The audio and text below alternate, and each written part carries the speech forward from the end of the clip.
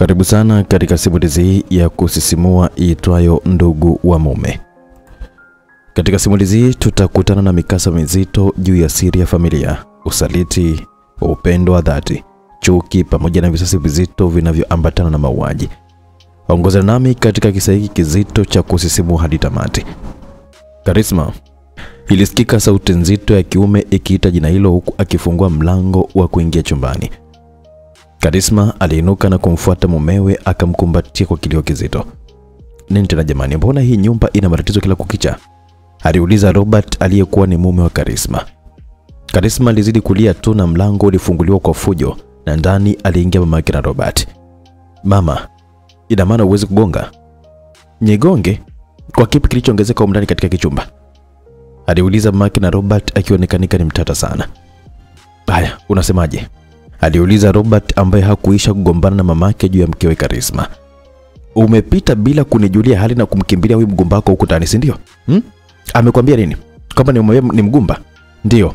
Nimemwambia kwamba yeye ni mgumba, kazi yake ni kuchukua pesa zako tu na kutuma huko kwao. Na hana kingine zaidi ya kukufirisi tu yeye pamoja na wazazi wake wa kipuuzi.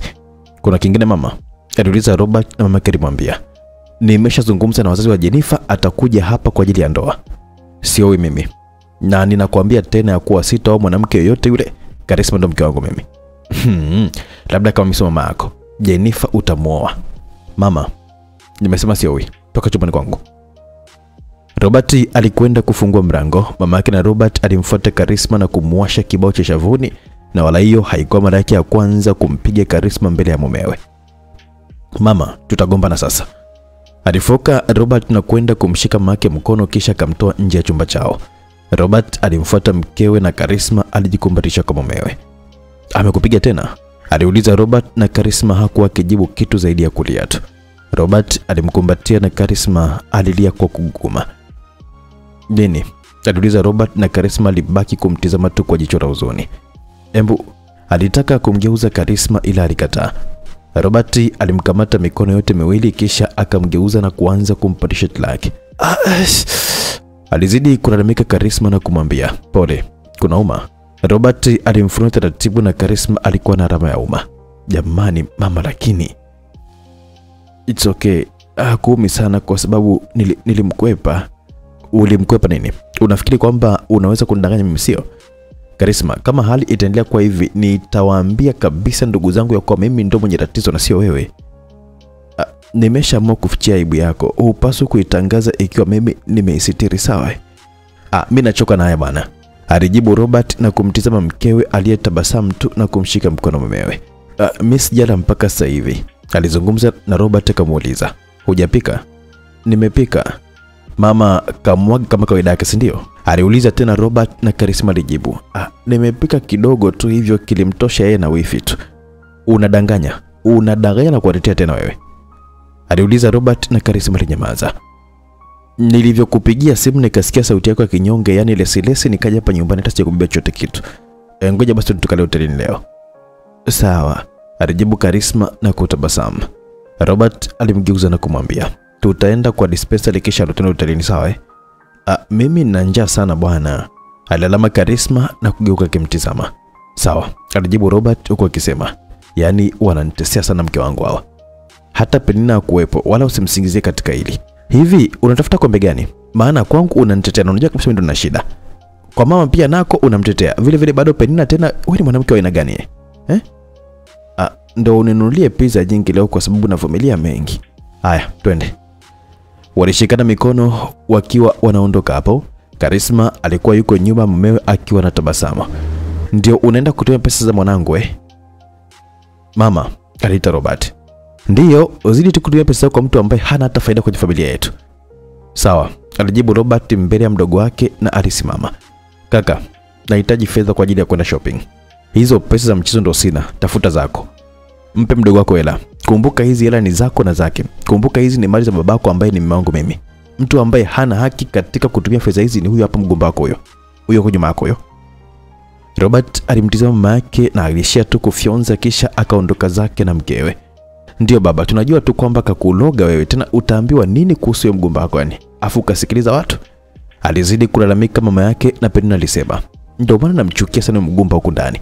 Yaani kaka hanipi pesa kwa wakati, lakini huyo mgumba wake hata asipoomba tu pesa anampatia tu. Usijali, kwa sababu huyo mgumba hana siku nyingi, ataondoka tu na Jennifer atakuja kwetu, alijibu mama Robert na kuonesha kabisa ya kuwa amepania haswa kumwachanisha Robert na Karisma. Karisma alikuwa na mumewe hotelini na hapo alimwaga mumewe kwamba anaelekea msalani. Akiwa anaelekea msalani, ghafla alipamiana na mwanaume mmoja alionekana kuvalia suti na mtanashati asiyekuwa na habari na mtu, na hata baada ya kumpamia hakumtaka radhi, yeye aliendelea na biashara zake. Huyu ni mpuzi nini? Alijiuliza, na hapo alipotaka kumfuata aligundua kuwa alipompamia naye alidondosha pete. Aliokota na aligundua kwamba ni ya gharama, kwani ilikuwa imerembwa vyema kabisa na vitu vya kung'ang'aa, huku juu kukiwa na almasi ndogo iliyokuwa imechongwa vyema kabisa na kuenea katika pete ile. "We!" aliita kwa sauti kubwa, na mhudumu aliwahi na kumwambia, "Tafadhali sauti yako iwe chini kiasi, kwa hapo juu kuna mkutano." Lakini yule baba hapa alitaka kumwambia mhudumu, ila alinyamaza kwani alihisi wengi sio waaminifu. "Sawa, samahani," alijibu Karisma na kuweka pete ile katika kipochi chake, kisha akaelekea zake msalani. Alipomaliza haja yake alitoa pochi na kisha akatoa ile pete na kuitazama kwa umakini, huku akijaribisha katika kidole chake. Alitazama vyema na kutabasamu kwani ilikuwa imemkaa barabara. Aliitoa kidoleni na kurudisha kwenye pochi, kisha akatoka msalani. Alirudi na hakumkuta mmewe. "Ameenda wapi huyu naye?" alijiuliza Karisma, na kuketi hapo nako aliingia Robert. "Ulienda wapi wewe?" "Kunya," alijibu Robert, na Karisma alianza kucheka. "Una matatizo Robert jamani." "Si kweli nilienda kunya," alijibu kwa sauti kubwa sana na alijishtukia. Aligeuka na kukuta watu wakiwa wanamtizama. "Samani kama nawadibia mudi, ila napenda kumwambia mke wangu ukweli kwa sababu nampenda sana na nimeahidi kutokumwacha. Kwa hiyo ndugu na jamaa zangu, kwa kweli nilikuwa nimetoka kunya." Watu waliangua kicheko tu, huku Karisma akiwa na ficha uso wake, naye Robert alikaa. "Nini shida? Ushaanza kuona aibu kuwa na mwanaume kama mimi au?"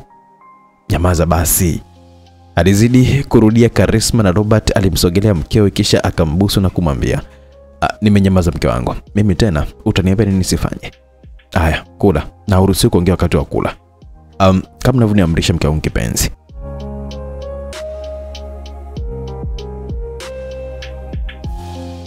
Upande wa bwana yule alionekana akiingia katika jumba moja kubwa la kifahari lililokuwa limesheheni vito vingi vya thamani. "Corin, bibi," alijibu Corin na kumfuata bibi yake kisha akamkumbatia. "Umekula tayari?" Mpaka dawa," alijibu bibi yake na kumuuliza, "Kathe umemwacha wapi?" Alitabasamu kidogo Corin kisha akamwambia, "Bibi, umesahau ya kuwa alikuwa kwamba ameenda masomoni Japan?" Nilisahau jamani, uzee huu nao kumbe aliniaga." "Ndio," alijibu Corin na kumwambia, "Wewe hujanywa dawa ndio maana umeshasahau tena wewe." "Hapana, nimekunywa." "Basi hujapumzika, hebu twende ndani." Alimshika mkono bibi yake na hapo alipishana mfanyakazi wa ndani jina lake Hadija. Alimtizama kwa hasira sana. Hadija alitazama chini, na baada ya dakika 5 Colin alitoka ndani ya chumba cha bibi yake kisha akamuuliza, "Ulikuwa wapi hadi akatoka nje ya chumba chake?" "Tajiri, onyo la mwisho," alizungumza Colin na kumpita kwani hakuonekanika muongeaji sana. Aliingia katika chumba kimoja na hapo alikuwa amepumzika mtoto mmoja wa kike mwenye umri wa miaka 5. Relati. Alipoona kimya alimbusu kwa paji la uso na kutoka zake nje, huku akitazama picha ya mwanamke aliyekuwa pamoja na Lei. Alitoka katika chumba hicho na ghafla mto ulitoa katika miguu wake. "Shemeji, samani, nilikuwa nacheza tu hapa na Pip hapa ndo kidogo mto. Usijoka katina kwenye kochi." "Ndio," alijibu shemeji yake, na Colin naye walimuita Mage. "Pip, twende ndani." Pip aliweza mpita na kukimbia kuelekea katika chumba chake. "Ni shida, mbona mbio mbio?" aliuliza baba yake, na Pip naye aliitwa Joshua. "Hamna," alijibu mkewe na kwenda kumpokea mume wake. "Colin," aliita Joshua. "Bro, sihitaji kelele," alijibu Colin kisha akapanda ngazi na kutoka pale. Mara zote yuko hivyo, yani yeye ndo umsikilize anachoongea, sio wewe akusikilize. Kuanzia Kathe afariki basi amebadilika kwa kiasi kikubwa sana we. Kathe ndo alikuwa mwanamke pekee kabisa ambaye alimweza Colin. Sidhani kama atatokea na mwanamke mwingine hapa. "Naamini yupo," alijibu mama yao, naye alikuwa anaitwa Juliana. "Mama, hukuwahi kumpenda Kathe ndo maana unasema hivyo wewe. Ila naona hali ya mwanao tangu Kathe atoke katika maisha yake imebadilika sana." "Wewe, Colin ni mtoto wangu mimi. Namfahamu vizuri sana." Hapendagi kuongea sana wala hapendi mazoea na watu. Hapendagi mazoea na watu wengi zaidi ya hao wachache tu ambao nao anajaribu kutengeneza nao tu mazoea. Ila naamini yupo mwanamke sahihi kabisa kwa Corin. Tena hata mwaka hautaisha atakuwa kaingia katika hii nyumba. Labda ni marehemu mama mkwe. Alijibu Mage moyoni mwake, naye Joshua alisema, Corin akioa tu, mali zote zitaenda kwa mke pamoja na yeye. Mimi siwezi kabisa kuruhusu mali ziende kwa mtu mwingine. Bwashe aliingia ndani Madaraka mdogo wake na Mage, naye alikuwa akiishi katika nyumba ile kubwa. Vipi, mbona umenifuata nyuma? Bosi, nahitaji saini yako. Alizungumza Madaraka alionekana ni mcheshi sana na mchangamfu kweli. Mama mkwe, ina maana mimi ndo bado hujanipatia msichana? Aise, yani nyumba hii nzima mimi tu ndo sijui radha ya mwanamke. Shida yako uko na mdomo sana wewe. Yani unaongea sana hadi unazidi. Mwanamke anataka kuolewa na mwanamume mwenye maneno kumzidi? Aliuliza Juliana. Ndo maana kuchukiaga, maana unaongea ukweli tu kama Corin.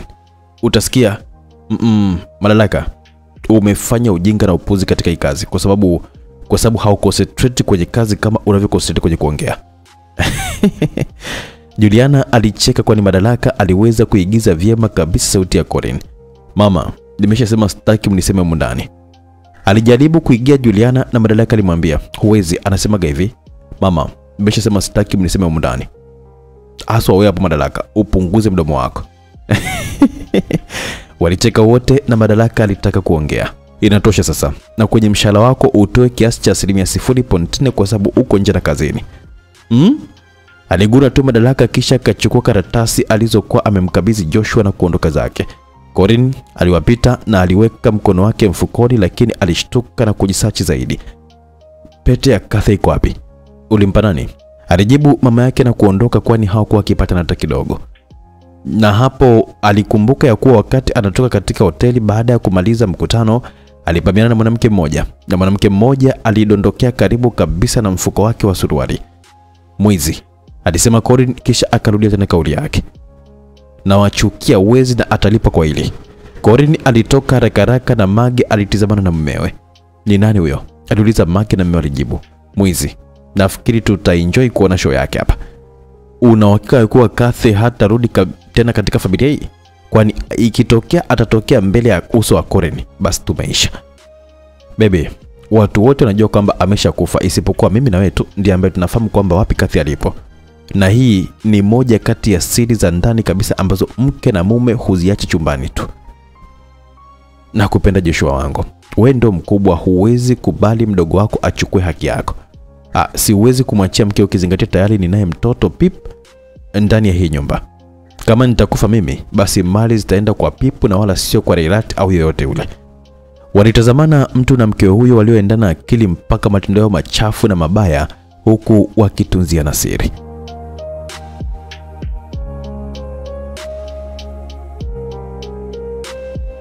Tukirudi upande wa Karisma, yeye alitoka uani baada ya kujiandaa na alipanda kitandani.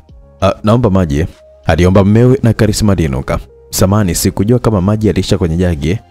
Nope, uliweka ila leo nahisi ukaukiwa kila muda mke wangu. Sawa, basi ngoja nikahakikisha baridi kama atakuwa mengi. Nitashukuru.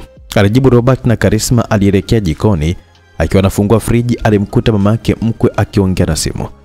Ndio mama Jennifer, mimi na wewe ni mashoga toka zamani, tusiwezi kuangusha katika ile.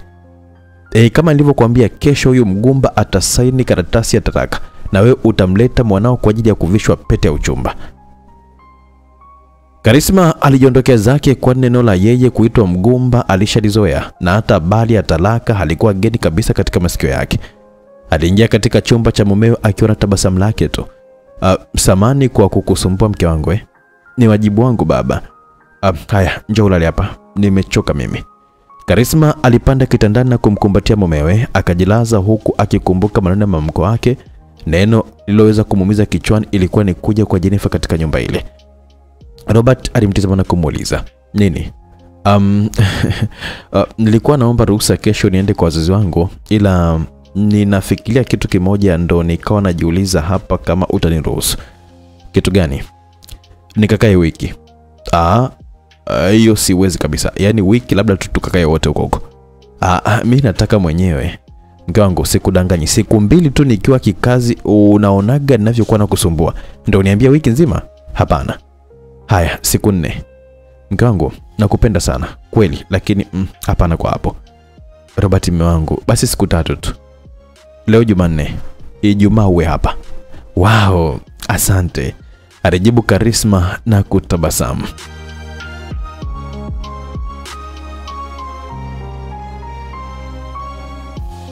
Walilala na kulipokucha tu Karisma alifanya shughuli zake zote na sasa alijiandaa kwa ajili ya kuondoka. Uhitaji kwenda na mimi? Aliuliza Robert akiwa anaburuza begi la mkewe. Nataka kwenda mwenyewe tu. Haya, wapi naenda na mgumba wako? Aliuliza mamake na Robert. Robert hakumjibu kitu zaidi ya kumfungulia mkewe mlango. Robert, nakuuliza wapi unaenda na Karisma? Karisma ndio jina lake. Alirudia tena kwa mara nyingine na Karisma alijibu. Nimeomba ruhusa ya kwenda nyumbani kwa siku 3 tu kisha nitarudi. Hata usiporudi, alijibu na kuondoka zake mamko wake. Alicheka tu Karisma kwani alishazoea kiasi kikubwa maneno ya mamko wake huyo. Ananikera, alizungumza Robert akimtizama mama yake aliyekuwa akipotelea machoni mwake. Twende, alimshika mkono mumewe na kutangulia zake nje huko Robert akiwa anamfuata. Corinne alikuwa ndani ya hoteli ambayo alidondosha pete yake. Alikuwa ni mteja wetu wa kwanza, hivyo hatuna details zake za kutosha, ila bwana Colin, tutahakikisha tu kwa tunaweka jitihada zetu katika kumpata mwanamke huyo, kwani amekuchukulia nini? Nitamtafuta mwenyewe, alijibu Corin na kutoka nje ya hoteli ile huku wafanyakazi wakiwa wameinamisha vichwa vyao chini. Aliheba meneja na kusema, watu wengi wanajikutaga sijui nani hapa duniani. Yani kitu apoteze yeye, alafu kila aje kutupigia sepa kuanzia jana. Hebu hakikisheni kwamba mnajua mwanamke anaishi wapi. Ndio meneja. Haya, endelea na kazi zenu. Alitoka na kuacha wafanyakazi wake. Project ya kijini ya semi siwezi kwenda kabisa bana. Ilisikika sauti ya chini iliyokuwa ikinungunika na alikuwa ni Madalaka. Huyo Corin ndo amesha kuchagua sasa, alizungumza Joshua, na Madalaka alipotaka kulalamika alimuona Corin mbele yake. Kama umeshaandaa document fanya haraka sana, sina muda wa kusubiria ndani ya gari. Corin alimpita na Madalaka alizidi kulalamika. Yaani kwenda kijini hajatosha jamani. Mnanipa na huyu tena mkoleni niende naye? Kwa nini akanichagua mimi na nasema kwamba nina kelele? Niache, alizungumza Joshua na kumwacha Madalaka aliyezidi kulalamika kwa nini aende na Collins. Mwisho alionekanika ndani ya gari akiwa na Collins, na Karisma alikuwa ndani ya gari la mumewe akiwa anapelekwa stendi. Gari ilisimama kwenye mataa na hapo gari ya Collins nalo ilisimama pia. Collins alifungua kioo cha mlango na kutazama nje ambako macho yake yaligongana na Robert aliyempa hai, ila Corin alibaki kumtizama tu na Robert alichekesha kisha akarudia tena kumsalimia. Corin alipandisha kioo cha gari lake akatizama mbele na Robert alimuuliza mkewe, hili jamaa likoje? Yaani nalipa hai alafu linanifungia kioo? Linani? Aliuliza Karisma akitizama lakini hakumuona. Achana nalo, linajikuta lizuri wakati hana hata mke mzuri kama wangu. Alicheka Karisma, na baada ya muda kidogo alikuwa ndani ya basi lililokuwa linaelekea kijijini kwao, na mwishowe alifika asubuhi na mapema kama alivyokuwa ametarajia. Dada, aliita mdogo wake wa mwisho na wapekee kabisa. Rali, aliita Karisma na kumfuata mdogo wake na kumkumbatia. Oh jamani binti yangu. Alitoka ndani mama yake na Karisma na kuweza kumkumbatia mwanae. Mama, shikamoo. Marhaba mwanangu. Kwema, lakini mbona asubuhi? Kwema mama, alijibu Karisma, na nyuma yake lilipita gari lilokuwa limembeba Collins na Madalaka likirudi mjini. Nani kaja ukijijini? Kuna project ya kujenga hospitali pembeni ya chanzo cha maji, yani ni tafrani tupo kwa kijijini, kwa sababu mwekezaji ni mtu mbichi sana asiyetaka kuelewa ya kuwa kijiji kizima hichi tunahitaji maji zaidi ya hospitali. Na ni mkorofi sana, sio mwongeaji, ila tu ana misuli mikubwa na kifua kipana. Yaani nampenda, alizungumza Rali, na dada yake alimtizama tu. Nenda shule. Naenda, ila leo umekuja dada, alizungumza Rali akiwa anamchekea dada yake. Aliguna Karisma kisha akatoa pesa na kumpatia. Dada, ukumbuke niahidi kwamba nikimaliza kidato cha 4 tu tunaenda wote mjini, na wiki ndo wiki ya mtihani, hivyo umekuja wiki yenyewe haswa. Haya, wahi shule. Rali aliondoka, na muda kidogo Karisma alielekea kisimani kwa ajili ya kuchota maji, na hapo ndipo aliposhangaa. Hawapuzi kina nani? Wanawezaje kufanya hivi jamani? Alibaki akijiuliza. Mbele yake alikuwepo mtu mmoja aliyekuwa akijimwagia maji kichwani mwake huku akiwa amevalia vest. Na wewe ni nani? Hujui ya kuwa kwamba hayo maji watu wanatumia hata kupikia? Kwa nini uoshe mwili wako hapo? Mwanaume yule aligeuka na alikuwa ni Collins. Walibaki wanatizamana kwa sekunde kadhaa na Karisma alianza kumtizama kifuani na mikono yake huku akizidi kuvutiwa zaidi na kifua chake. Collins alibaki kumtizama Karisma na Karisma alijishtukia na kukoa kidogo. Huna adabu wewe. Unathubutuje kwa karibu na kisima ambacho watu wanatumia maji hayo? Collins alianza kumsogelea na Karisma alimuuliza, unataka nini? Kwa hiyo usiulizwe. Alizidi kuuliza Karisma na Collins alimpita na kufuata taulo kisha kaanza kujikausha maji aliyokuwa amejimwagia mwilini mwake. Alafu huyu sura yake sio ngeni lakini alibaki akiguna tu na kumtizama Collins kwa nyuma. Hujamaliza tu kunitizama? Aliuliza Collins. Kukutizama nini? Aliuliza Karisma na kufyonza kisha aligeukia kisimani na kuanza kuchota maji huku akiwa ananungunika tu. Collins simu yake iliita na Karisma alidhani kwamba ni yake kwani milio ilikuwa inafanana. Aliinama kwani simu ilikuwa chini naye Collins aliishika pia. Waligeukiana na kutazamana. Achia simu yangu, alizungumza Collins na Karisma alifyonza kisha akaichukua simu ile na kuipokea. Halo mama. Collins alibaki akimshangaa na Juliana kule aliyepiga simu alitazama simu yake. Mama, nakuja. Nimekutana na kichaa mmoja hapa, kwanza kachafua maji hapa. Kamaliza na simu yangu hapa anasema kwamba ni yake. Ha? Alijibu Karisma na Juliana alikaa chini kisha akamuuliza, umeolewa? Abe? Alitikia Karisma na kuitazama simu. Mbona sio sauti ya mama hii? Mama, aliita Karisma. Ndio mwanangu, kama hujaolewa kwa nini na mwanangu Collins Collins? Aliuliza Karisma na alipotizama simu ndipo alipogundua kwamba sio yake kwani majina walikuwa wamesevu sare ila namba zilikuwa tofauti. Collins alichukua simu yake na kuikata. Simu yangu umepokea nini? Aliuliza Collins na Karisma alibaki kijingandangata tu. Simu yangu umeichukua ya nini? Sorry, sikujua kama ni ya kwako. Inasaidia nini? Na ushapokea simu yangu? Aliuliza Collins akiwa anamtizama Karisma kwa umakini aliyekuwa akitizama tu chini. Hebu niache basi. Si nimesha kuomba msamaha, sasa mimi ningejeje kama sio ya kwangu na inafanana na yangu hadi mama yangu pia nimemsave hivyo hivyo? Aliuliza Karisma kwa sauti kubwa na Collins bado alibaki akimtizama tu. Collins alibaki akimtizama Karisma na alimtizama vile vile. Unamtizama nani sasa hivyo? Aliuliza Collins na bado hakuacha kumtizama. Simu yake iliita na alitizama kisha akamwambia, acha mazoea na mimi. Nikuzoea nikupeleke wapi wewe? Wewe vipi? Alijibu kwa sauti ndogo na wana Collins hakusikia sauti ile. Robert. Ilisikika sauti ya mamake na Robert aliyekuwa akitaja jina hilo kwa sauti kubwa sana. Wala Robert hakuijali sauti ile. Alizidi kuelekeza chumbani. Mimi sina kusemesha na unaenda kazi zako, si ndio? Sasa kama nimesha kujibu nisimame nisubiri nini tena? Nimekwambia Jennifer anakuja, jiandae kwa ajili yake. Na hii pete utamvisha mbele yetu, usiniletee aibu hapa. Anakuja na mama yake. Mama, sivalishi pete mwanamke yote ule kwa sababu tayari niko ndani ya ndoa. Na huyo mgumba, wewe hutaki kuita baba? Hutaki jina lako liendelee? Ndio, sitaki. Kama hutaki mimi nataka. Nataka jina la mume wangu liweze kuwa la tatu na sio la pili tu. Sitaki sasa. Alizidi kusisitiza Robert na kutoa mkono wake. Robert, kama ni mama yako na nimekubeba katika tumbo langu miezi 9, fanya vile ninavyokuamuru. Ila kama mimi sio mama yako, endelea tu kupingana na mimi. Kwa hiyo, ndio unaniambia nini sasa? Kisa wewe ni mama ndo ni muache mke wangu kisa mama kasema au? Mimi siowi. Kama ni hiyo rana unipatie tena ishikilie kweli kweli yani. Robert aliingia chumbani na kufunga zake mlango. Kama sitampigia simu mgumba amtoe huyo mbwa huko ndani, basi hataweza kabisa kutoka. Karisma alijikuta umbo la Collins likiwa linajirudia rudia kichwani mwake.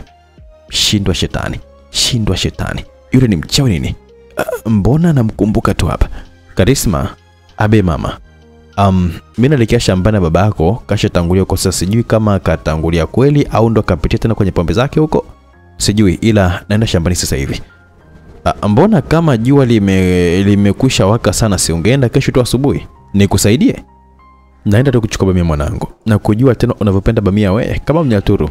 Nikuletea na boga lako uje uenjoy Wow, uniletee maboga mawili Haya mwanangu, wewe kuchuja tu marage yako hapo, maana huyo rali akija hapa akute huo wali ataula hatari yani. Na vile kesho ni shule tena.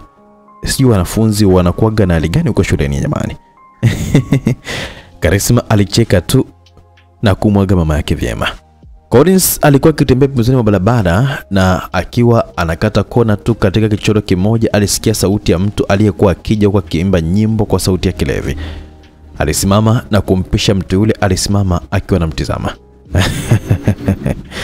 Alianza kucheka akimtizama Collins na kumnyoshia mkono. Anaonekana ni mtu mwenye huzuni sana na wakati ni kijana mdogo tu. Kwa nini anakuwa na huzuni? Tena unaonekana ni kijana mwenye pesa zake. Ama kweli pesa si kila kitu aise. Kama binti yangu ameolewa kwenye familia ya kitajiri ila mpaka sasa hata kutema mate tu hajawahi. Kama anavyopata shida ya kuitwa mgumba. Alianza kulia mzee yule na Collins alimtizama kwa sekunde kadhaa kisha akataka kuendelea na safari yake. Alizuiliwa na alicheka kisha akamwambia, "Ni uongo bana." Alianza kucheka na Collins alimwambia, "Mzee, nakuheshimu sana, naomba uniache nipite." Lali alikuwa anapita eneo lile na alimwona babake. "Bro," aliita na kumfuata Collins kisha akaanza kumchekea. "Huyu hapa ni babangu. Mlache sana waga ni mlevi ila yeye ni mpole sana mwenye huruma sana. Mimi waga sipendi kelele." Alizungumza Collins na Lali aliweza inamisha kichwa chake chini ishara ya kuwa anamtaka radhi kisha akamshika babake mkono. "We mzee Chris wewe, hebu twende tu bwana." Alianza kumvuta na ghafla babake aliniondokea kifuani mwake na kusinzia hapo hapo. "Bro," aliita Lali na alitabasamu huku akiwa anamtizama Collins aliyebaki kimtizama tu. Muda kidogo alikuja Collins akiwa amembeba Chris katika mikono yake na wakati huo Karisma alikuwa anatoka ndani akiwa amevalia bukta yake tu huku akiwa kajitengeneza vyema kabisa kabla ya kujifunga kanga yake. Collins alibahatika kumuona na kubaki akimsubiria amalize kufunga kanga yake. Mungu wangu, aligutuka Karisma na kufunga kanga yake. "Hivi we mbaba, sijui ni mkaka, una shida gani na mimi wewe? Umefuata nini hapa kwetu? Na kwa nini ugongi hodi alafu unabaki kuchungulia watu tu?"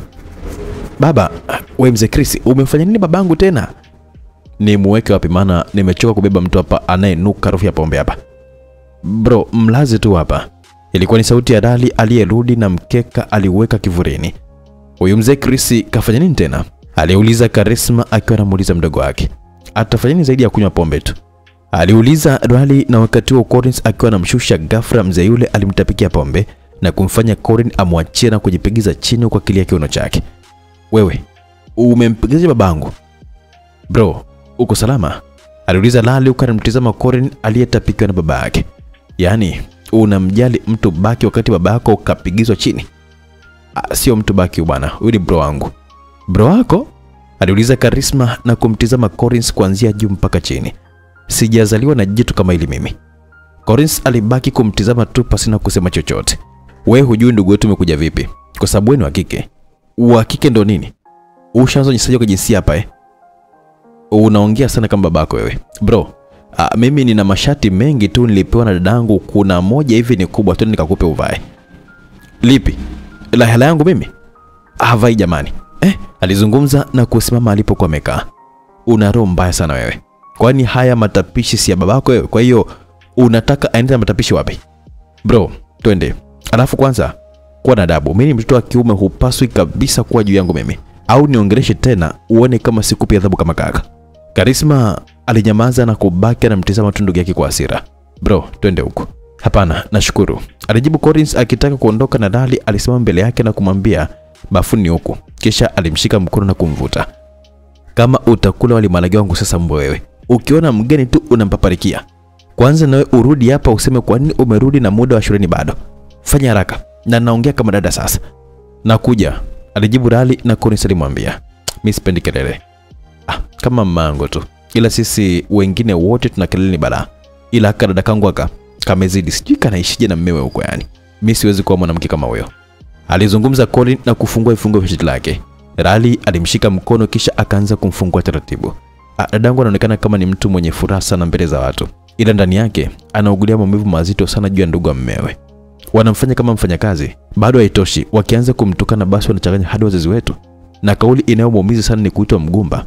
Anakula na kujaza choo huku ndugu wa mmewe wakimuonyesha wazi wazi ya kuwa wanamtafutia mwanae mwanamke mwingine. Mumewe hawezi kumtetea. Anamtetea ila bado hamtetei kama ninavyotaka mimi. Na ndio maana nikimaliza kidato cha 4 tu nitarudi tena katika ile nyumba kwa ajili ya kwenda kusimama upande wa dadangu mimi.